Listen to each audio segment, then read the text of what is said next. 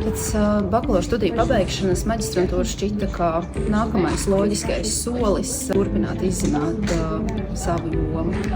2 gadu pauze pēc bakalauriem, tad es sev apsolījos, ka ja pēc 2 gadiem es vēl gribēšu iet maģistrus, arī studēt filozofiju, es to darīšu, un tā vēlme nekur nebija pazudusi.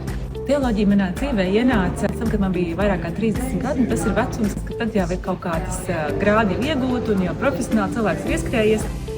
Tad pienāk tādi jautājumi, tie lielie dzīves jautājumi. Un tad teoloģija man tā savaldzināja, ka es sapratu, ka tas ir ceļš, kur es gribu iet tālāk dziļumā. Maģistra studijas filozofos ir daudz nobriedušākas. Mēs esam mazāks cilvēku skaits un sarunas ir citā līmenī. Maģistrantūras studijas ļoti iemāca skatīties dziļāk, skatīties plašāk un pamanīt vairāk.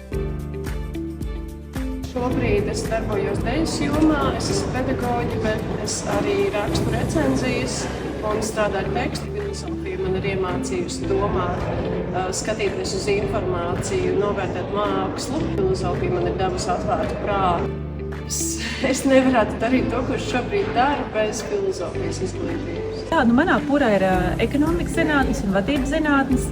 Teoloģija zinātne, kā daļa no tādas humanitārās izglītības, viņa iedeva man vairāk spēju saprast, kā cilvēks lūkojas uz pasauli. Un viennozīmīgi tas man palīdzēja būt arī tādam jēdzīgākam cilvēkam līdzās savām komandām, līdzās arī cilvēkiem, mēs darbojamies tādā brīvprātīgā darbā.